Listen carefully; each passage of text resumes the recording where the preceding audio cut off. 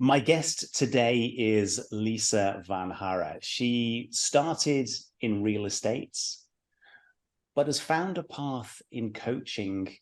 And coaching means different things to different people. And I'm excited to explore with her today how she's approaching the space and the retreats that she does and how she supports women on their journey through life. Lisa, thank you for joining me today. I've done a quick introduction there. I do this with all guests, and anybody that's listening will know, this is the entry point in terms of these episodes. Real estate to coaching. Help me understand that. Is it all coaching now? Is it a combination of the two? And what was that catalyst for you from moving from real estate into coaching? Thanks, Philip. Thanks so much for having me on today. And it's a pleasure to be here. And I mean, those are like great questions to start off with. And I have so much to answer to both of those questions. But a little bit of the first part of like how it started is I started in real estate in 2008. And at least here in the States, that was, when we were going through a total market shift, a total shift change in real estate and everything that was going on in the stock market and all that stuff. But so when I started, it was like I kind of had this naivety about it of like, this is what I want to do. I don't want to do my other job anymore. And I want to do something different. And so that naivety was almost a blessing because I didn't really understand why people were like, I mean, I did understand as to what was going on in the market in the world, but I was like, I'll still sell houses. It'll still be fine. And, I got a lot of pushback of like, what are you doing? Why are you starting in real estate at this time? And it's going to be so hard. You can't sell any houses. But I did, I didn't sell a lot right off the bat, but I think I sold like 4 or something in my first year. And then it was like, oh, this is fun. I enjoy this. And it went from there. So I did real estate for about 15 years, still to this day, this year. And over that time, I really started realizing, though, that I learned the business, but then I realized the correlation between growing, myself and how that was going to grow my business. So I started really getting purposeful and clear on, well, what training am I getting? What am I doing to get outside my comfort zone on a regular basis? Do I need to get a coach? Which of course I eventually did. And then, just continuing on that road of like, well, the more I work on myself, then the more I will see my business grow and increase. Right. And that did happen. So let's see. What was the question was, how did it come? What was that? That's it. What was that? I guess that catalyst of that transition point. So you've started to go through that. You realize that, I guess, personal development and growth for you is what would help grow the business, but personal development for you, and then I guess personal development and supporting other people, well, those are two different things. So how did you get to that point of saying, you know what, actually, I want to help other people. I want to be a coach. I've seen on your website that you have, yes, courses and one-to-ones, but you also do retreats. So is that, how did you get to that point? What was that realization or journey that you went through? Well, I think that really to pinpoint it, because I mean, it's like the whole entire life, it's the irony of it. It's like your whole entire life is the journey of it. But to pinpoint what really shifted was 2020 with COVID. And that year we started off, I had signed up for like a master class, I was doing more training and like intimate kind of meetings with other really high level real estate agents. And then all of a sudden COVID hit, right? And we're like, oh, we're going to be shut down for maybe a couple of weeks. I mean, nobody knew what was happening or what was going on. So we went from this total like downfall of like, oh my gosh, we're not going to make any money and everything's going to change, and really going through worst case scenarios, to then all of a sudden, several months later, it went the opposite and the real estate market went totally crazy here. So all these people we went from, we're not going to do any business this year, to it went to the total opposite swing. So we did the most business that year we've ever done. And I had some of the highest income months that I've ever had in the business towards the end of the year. But when I got to those months, it was October 2020, and all of a sudden it just like, it hit me. I mean, I could feel it coming, but it hit me then. And it was just like, I've made all this money, I've done all this stuff, I've worked on this business, and why do I feel the most miserable I've ever felt? It was like such a total opposite effect of what I thought was going to happen. So I was so grateful for all the clients and all the income and all that stuff. Like, believe me, I really was, but inside, I didn't feel good at all. I felt like very disconnected, very, just scattered and all over the place. So that was a total blessing though, because that total breakdown, and I did have a breakdown of really asking myself some deep, serious personal questions, then led me to a whole breakthrough of, I quit drinking alcohol. I went and sought help as far as like just in a different aspect of coaching. I had always been into coaching for business, but I really looked into coaching for more of my personal soul, mind, spirit, like all that kind of stuff. So I went on a whole trajectory for the next year of doing all kinds of events, like meditation events, retreats, healing events. I just like, I don't want to say I signed up for everything because that's not true, but I went like all in. I went all in, and I took some really big leaps of faith with hiring some amazing coaches that are still in my life today. And it really helped me transform some of the pains that I wasn't facing from childhood, from growing up, from, all these things, and how that was correlating into my life.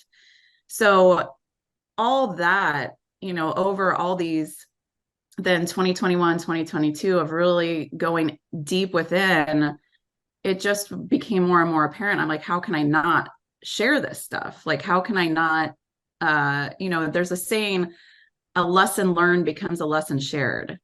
And it was just more and more connecting with that of like, I've got to start talking to people, sharing this, workshops, events, whatever it is, and then start coaching people in return. I realized I love relationships. I love talking to people. I love connecting with people. That's something I do very naturally.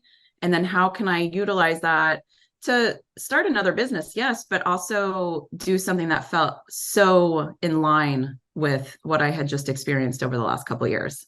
So that's the long answer. No, that's great. Again, it's useful for people to hear that and understand and say, okay, yes, for you, there was that, October 2020 point in time, and then you started a journey, your own personal journey, and some of the changes that you made. I think we connected Tony Robbins UPW virtual sort of July 2022. So by that point, you'd already been on the personal development journey for, a year and a half, almost 2 years.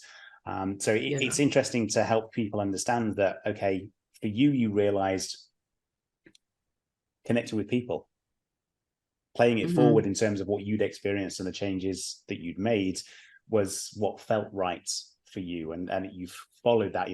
We can take trainings online and we can do courses and we can listen to all sorts of different people. And, it's which path do you take? There are so many options, but it's great to hear that you actually followed what felt right for you. Okay, how can I connect with people? I enjoy the relationship side. I was doing that in real estate. Oh, okay. So actually is the workshop model, the retreats and things like that, is that the way that I can connect with people? It's a smaller group, it's more personal. Okay. So yes, it's great to hear that you followed what's inside of you, what feels right, and you've been able to start building a business around that. Yeah. And I think it's like there's definitely, I think there's moments for everybody where it's like you do have this like knowing, you really do know. Like, people always ask like, well, how do I know if I should do this or that or whatever? It's like, it's never a conference call. It's like your family, your parents or friends or whoever is not on that call, only you. So it's like, it's great to go and talk to family and friends and whomever that coaches in your life and get feedback. And then it's like, at the end of the day, you've really got to listen to like what you know inside, like what you really feel is not even the right thing. It's just what you're feeling called to go do or called to experience.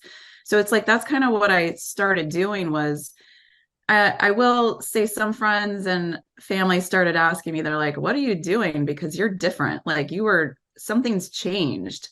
And it wasn't like I set out to change myself. It was just that I set out to look at life differently. I think that's the biggest thing of like, I had hit a point in my life where it was like, I was 41 years old.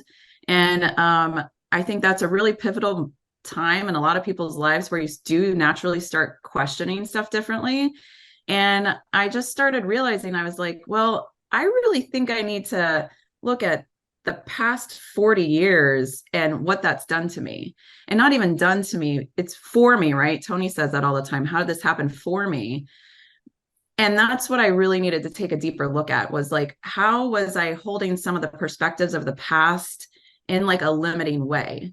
Even going through years of self-development, like it's like you're always getting exactly what you need, but then you start digging a little deeper and a little deeper and a little deeper. And you're like, wow, some stuff subconsciously is still running that I didn't realize was even there. And how can I really shift that into a different perspective and love those parts of me that I've been neglecting so long? That was like my journey of what I was going through that time.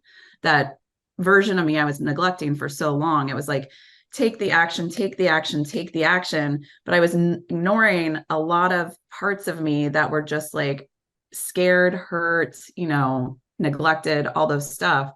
And needless to say, all that just kind of wove into the passion of like, I've got to start talking to people. I've got to start sharing, especially when they're coming to me and asking, what are you doing? What's changed? What's different? And I'm like, well, do you want the fluffy version or the deep version?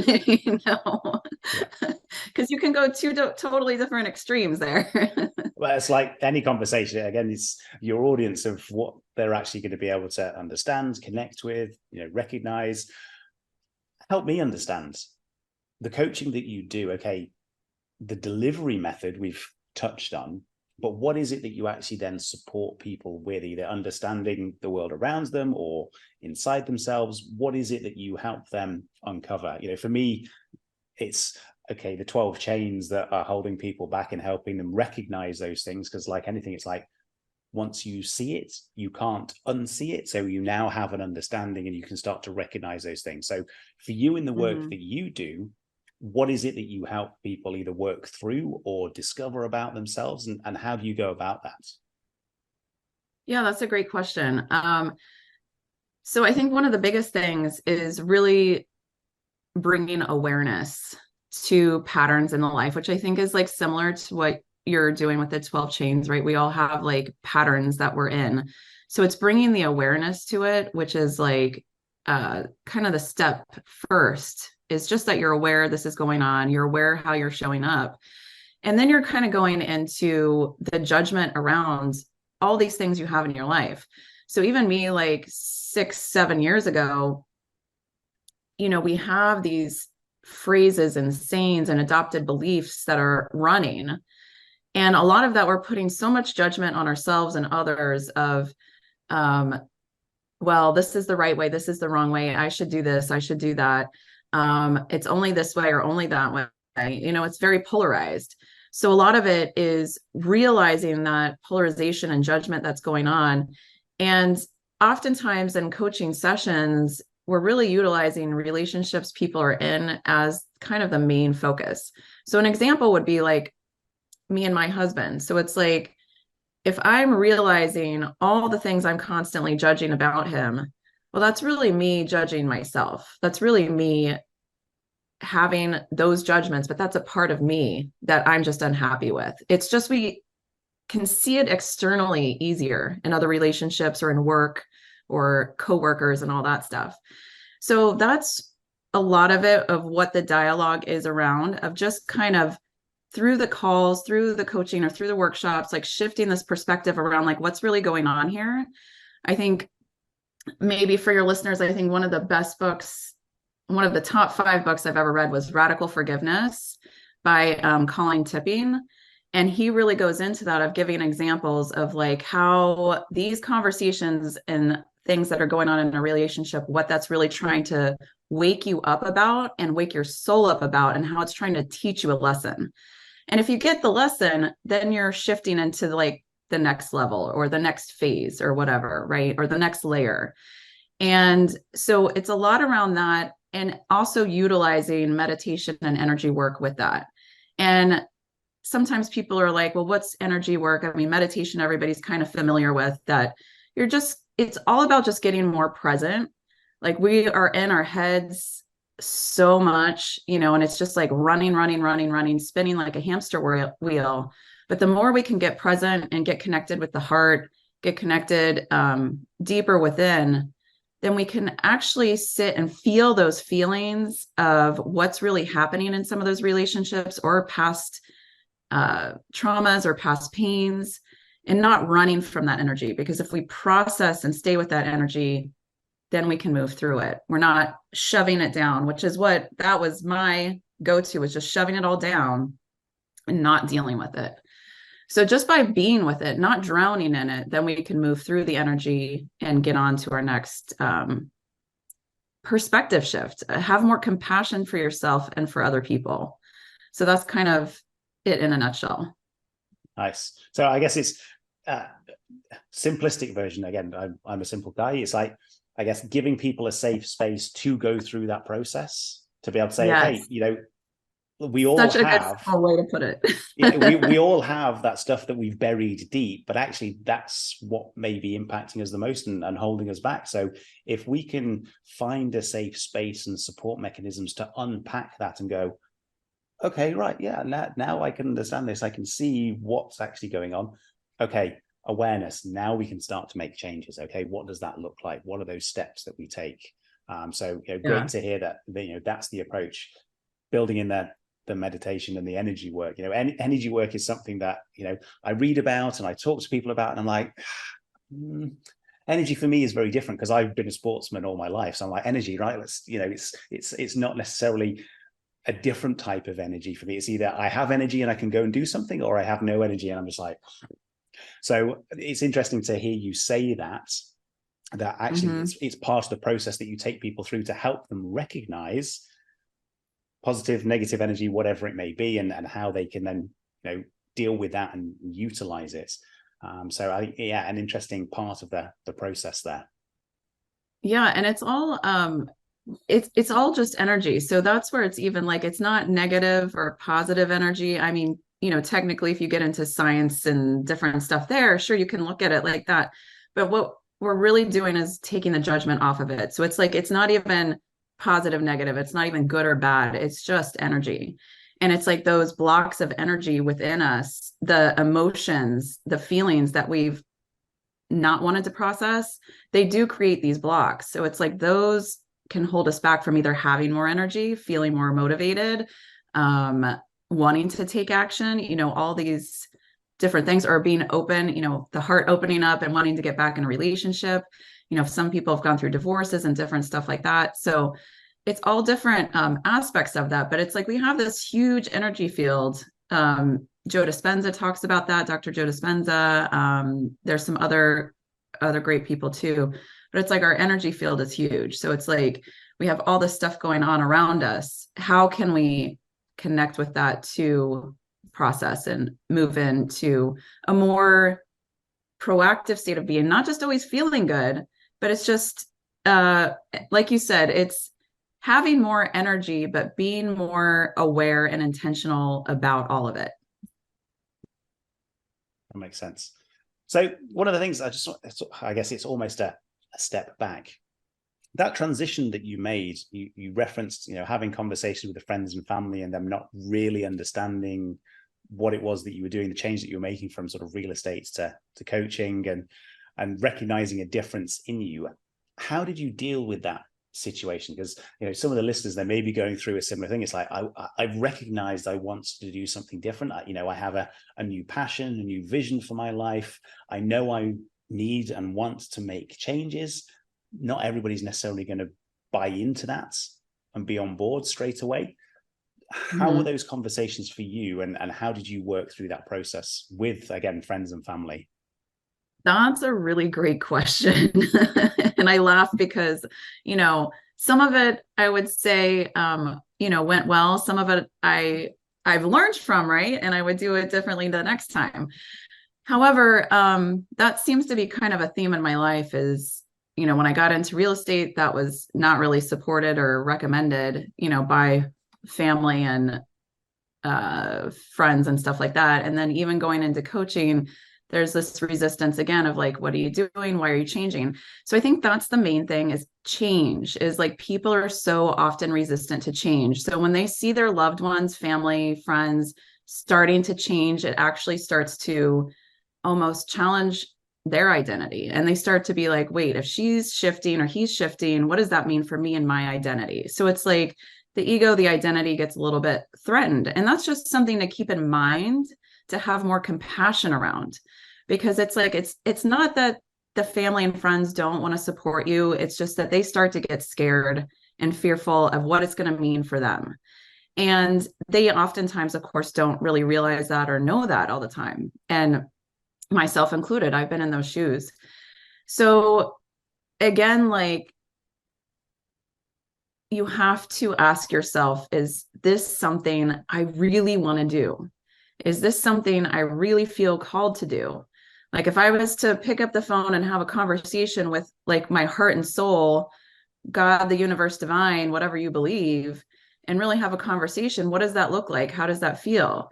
And with family, so that's what I did. I did do that. I really did some self-inquiry of if this is really what I want to do. And then I also actually didn't talk to family and friends much about it. I didn't get their support because I knew what I was going to be met with was resistance. And I did have to share some with my parents and stuff like that of what I was doing. And there was immediately resistance, like, oh my God, you're leaving a 9-to-5 job. What are you doing? That's when I went into real estate. And then even now I built this real estate business and they're like, she's changing again. She's going into coaching. Like, what is she doing? Like, so they're fearful for me if I'm going to make enough money or if I'm going to be successful enough. That's like these fears they have come up. So it's so, so important, I think, to know who you're talking to. I think you even mentioned that, of like, know who you're talking to, meet them where they're at. And then a lot of times family and friends isn't maybe the best people to get support from. If there's friends you have that are like, really into what you're trying to achieve or where you're trying to go. But I think the biggest thing to keep in mind is don't ask for advice from people that haven't done what you're trying to do or haven't gone where you're trying to go. And that's no offense to any of them. It's just that you have this vision and idea over here. And if they're thinking completely different over here, you're going to just be met with the resistance and opposition. So I really had to have faith. I had to trust myself in making the decision. And then you just got to go for it. Like, just go for it and be okay with making mistakes, because you're going to make mistakes. And the mistakes are just the stepping stones to get where you want to go. They're all, again, like Tony says, it's all happening for you. It's like the mistakes really aren't mistakes. They're stepping stones to what you're trying to accomplish. They're all learning opportunities, things to not necessarily do again. But yes, absolutely. Right. Those stepping stones to say, I have a vision, the path, not quite sure where that path is going to take me, how windy it is, all the ups and downs, but I can see the end point. So I guess the key thing there is take that action, take those steps and see what happens. If it feels right for you, some people will join you on that journey, others won't. Mm-hmm. Others will start and be like, actually, this is not for me, and they'll move on. I guess that's just something that, yes, we need to accept, because at the end of the day, and as harsh as this sounds, we can either do the things that feel right for us, or we can do the things that please other people. Totally. Okay, you can put that on a spectrum and you can try and find a happy medium. But it's like, again, if you do everything, and I had this conversation with another guest recently, to please everybody else, it's like, oh, you don't think I should do this? Okay, I won't. It's like, you get to a point inside where you're like, I'm not being true to myself. There are, other things I want to do, experiences that I want to have, how I want to live, whatever it is. Mhm. And you get to that point, you're just like, okay, this is now really frustrating, really difficult, painful, because it's like, Yeah. I'm almost a cardboard cutout. Yeah. Yeah. You're just doing all the shoulds. Like have you heard the saying, you're just shoulding all over yourself instead of, doing what you want to do. So I love that what you added, Philip, and it just reminds me so much of even if you do talk to, because I did talk to my parents and friends, especially when I went into real estate, and of course then I realized maybe that wasn't the best conversations, but how can I even judge that? Because some of them saying, what are you doing? Why are you doing this? Or this has got to work out by X time, otherwise you got to do something else. Those conversations probably motivated me to be like, hey, I'm going to show them. Yeah. So it's like, even if you do have those conversations, just because you're not hearing what you want to hear, it's still going to give you some kind of fuel or motivation or perspective too. Well, I think perspective there, that would be the key word that I pull out, because just the way that you've articulated that and you've gone through it, again, my natural reaction would be like, you've got to do this by this, this time period. It's like, yeah, but hang on, that's your perspective of what I should do. And you're trying to set a timeline for me, but why? Because that makes you Mhm. feel better. I've either achieved it or not. If I've achieved it, you'll celebrate it. If I Right. don't achieve it, you'll tell me, told you should have done something different. Okay, so that's Totally. from your perspective, but me as an individual, I may not want to buy into that. I may want to give myself another year, another 2 years, and there'll be hardships on the way, and I may just have to suck that up and deal with it. But at least I know Right. what it is that I'm trying to get to, what I'm trying to achieve, how I'm trying to improve myself. So I guess Mhm. for me, again, just because of the way that I am, I'd be like, whoa there, yes, time out on this. You're trying to set some limitations and some restrictions here, but again, that's from your perspective of what makes you feel okay with the situation. Right. Right. I think what you said there is so good. It's them trying to make themselves feel better. So it's like, even I can think of even instances where I would do that to my husband. I'd be like, well, what about this? And when is this happening? And it was all just to make me feel good inside. And Michael Singer with The Untethered Soul talks so much about that in that book. It's an amazing book where it's like all these disturbances within, you know, we're just trying to make ourselves feel better. So if we can be aware of that and Yeah. approach it differently, get a different perspective. But I think there's, just to build on that, it's like, if we know that that's likely to be the conversation, and we know obviously people will have a different perspective, they're never going to see through the same lens that we are. The nature of that conversation, then you can approach it in a different way. This is Mm-hmm. going to be tough. I know you're not necessarily going to see the same things I'm going to see. I want to go on this journey. I appreciate that you're going to tell me that I should go and do X, Y, and Z differently, or I should put a time limit on it, or whatever else. So you can potentially frame the conversations you go into it, try and handle Mm-hmm. some of those objections, much like you may do in a sales conversation, and actually just try and bring them on board rather than give them the opportunity to say yes, but. And maybe you can change the dynamic there for those types of conversations. Because yes, I agree, they are tough. I've had the same sorts of conversations in my life, and I've had one of the examples I've just written in the book is like, I had a permanent job offer Okay. to go and be a winter rep. So 2008, 2009, financial crisis. I closed my first business down because it was a marketing agency, and suddenly all my clients went, budget's gone. Right, okay. Mm-hmm. I got offered a job to go and be a winter ski rep. Mm-hmm. Permanent job, accommodation all covered for, full-time salary. Then I got an offer, contract offer, to go and work in a Okay. role that I'd never done before, but for a video games company, which was the industry that I was working in and I had an experience of. So Mm-hmm. everybody was like, go and take the permanent one. And I was like, no, that doesn't feel right. I'll go and take the contract one, Safety. even though there's the risk there, because Yeah. I've got to go and find accommodation. I've got to move. It's not taken Yeah. care of. It's a contract, and I don't know how long that's going to last. It was set for a sort of a yearly rolling contract, but it's something that I want to do. It's interesting to me. It's going to give me more experience. So again, it's like, We're excited about it. yeah, Yeah. absolutely. So yeah, those sorts of situations that I absolutely have been in. Yeah. Yeah, I think there's so many things that we could go into on that, because it's like, yeah, of course, this one, that's where people will normally go, is like, what is safe and what are you putting your safety in? And that's a really interesting thing to kind of dive into. But that's such a great example of, you have to listen to yourself. And that's, I think, one of the hardest things to do, is really, because we have learned over time, maybe not to trust those internal instincts, right? We were listening to the parents or the friends or the teachers or the whatever. So it's like a returning to that, of like really getting in sync with yourself, and like really listening to like, even if this decision doesn't work out, it's okay. Like, I'll go and try something different. Like, and that's the journey of life, is to be able to try different things and experience different things and find out what works and doesn't work. But we all have different risk tolerances. That's for sure.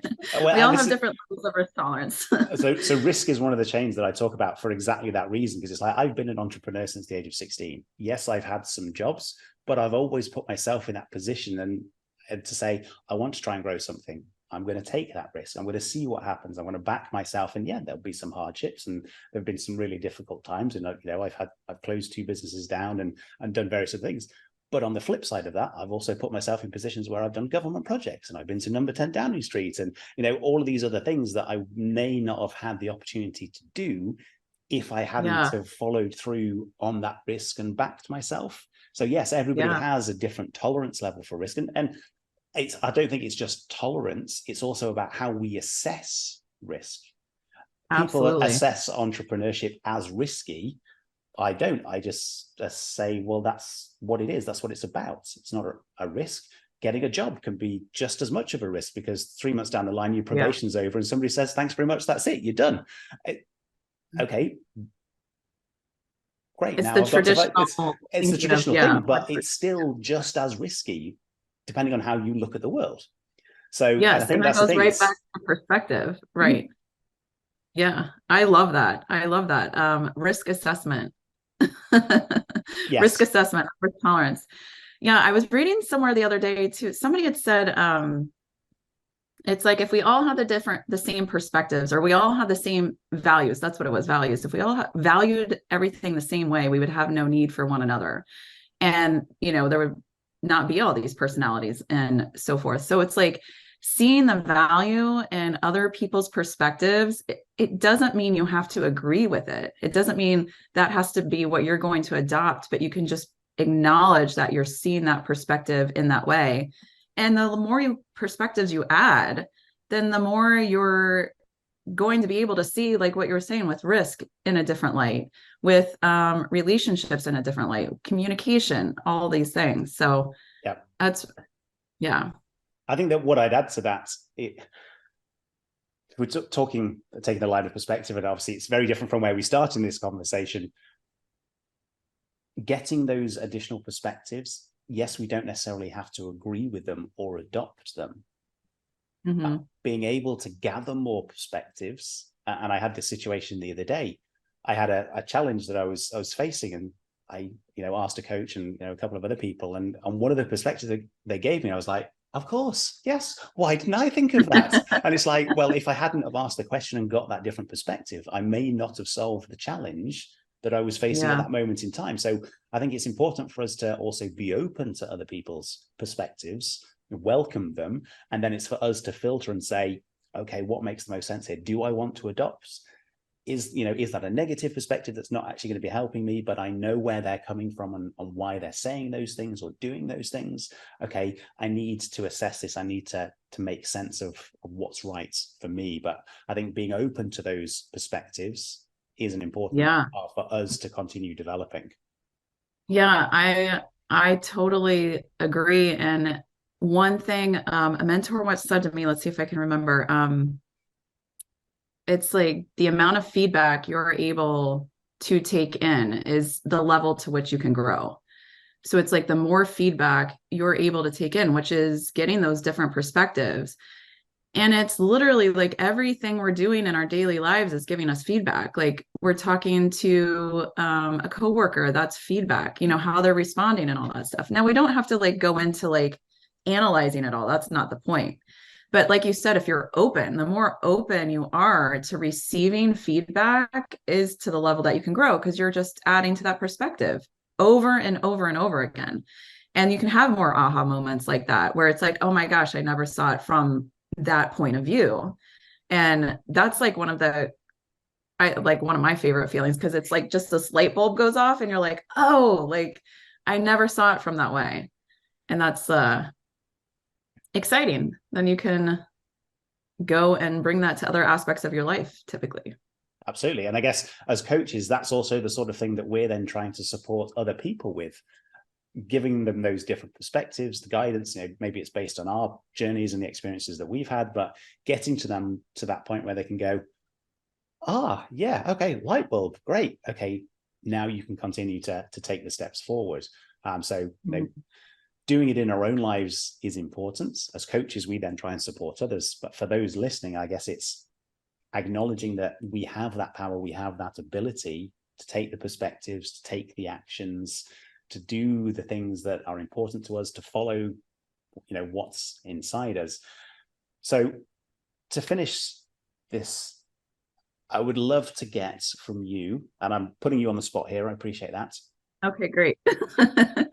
I guess 3 tips, suggested actions, or pieces of guidance that you would give to anybody listening to say, okay, if you're in a situation right now, you may be feeling stuck, you've started to try a couple of things, maybe it is the conversations that you started to have with friends and family because you want to make a change. What would you say to them? What would be your 3 big takeaways? I think the first thing that comes to mind is sometimes you have to slow down to speed up.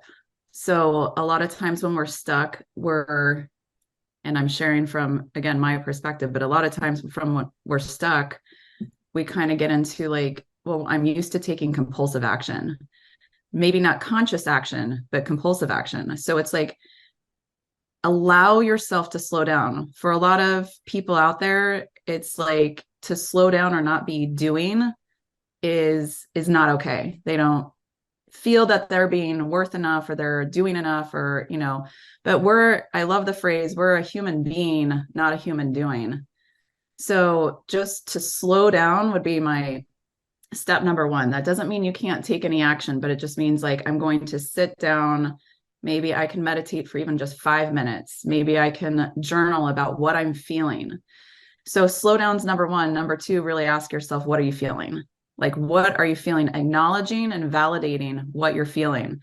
Because if you're stuck, there's usually like some fear about what's going to happen, or fear what did happen, or is this going to happen again? There's fear of emotions or different things coming up. There's fear of failure, all these different things. So really asking yourself, what am I feeling?